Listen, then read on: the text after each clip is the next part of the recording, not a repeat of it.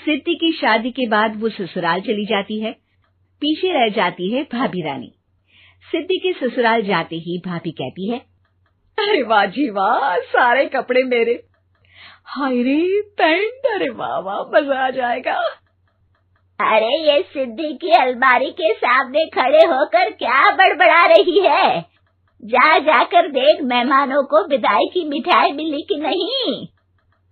अब हाँ माँ जी, क्यों नहीं, लेकिन पहले कपड़े तो बदल लूं।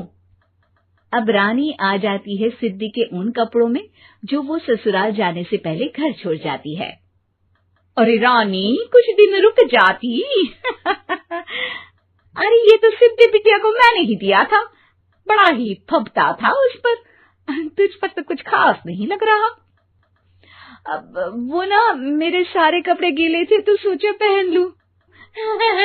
वैसे भी सिद्धि को कौन सा भी पुराने आउटडेटेड कपड़ों को पहनना है।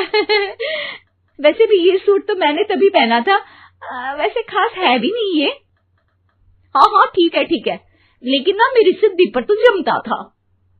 सारे मेहमान चले जाते हैं और सिद्धि ससुराल से मायके पहली बार आती है। अपना घर, अपना कमरा, अपनी अलमारी। ये बोलकर जैसे ही सिद्धि अलमारी खोलती है तो सामने उसके कपड़ों की जगह कुछ और ही रखा होता है। माँ, जरा कमरे में तो आना। सास और रानी वहां पहुंच जाते हैं।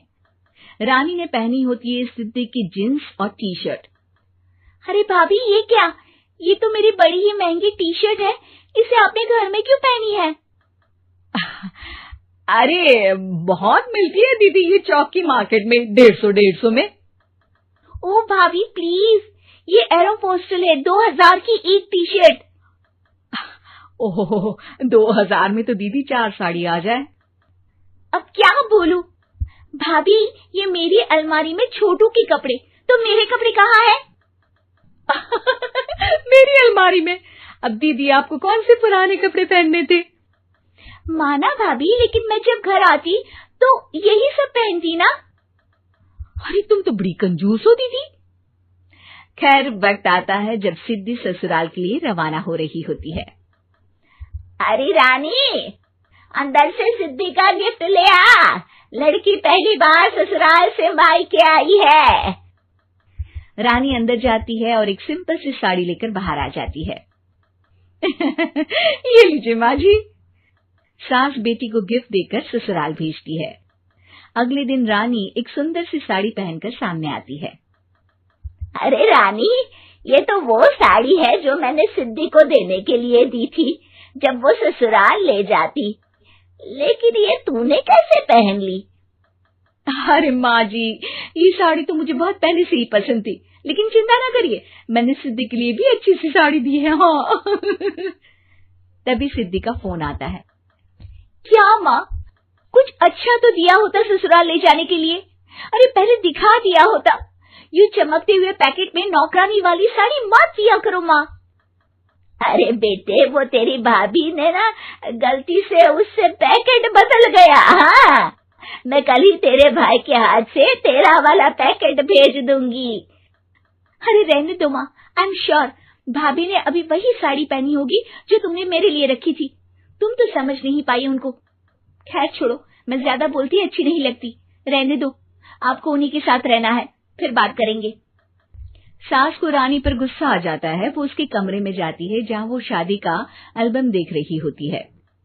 रानी, मार्केट जाकर एक ऐसी ही साड़ी लेकर आ, कल प्रतीक जाकर सिद्धि के घर दे आएगा।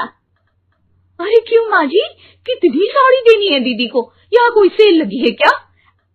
अरे चुप कर, मेरे बेटी के हिस्से की साड़ी खुद पहन ली, अब ज्यादा ज्ञान बांट रही है। एक दिन सिद्धि का फोन आता है। माँ, मेरी सास ने आप सबको खाने पर बुलाया है।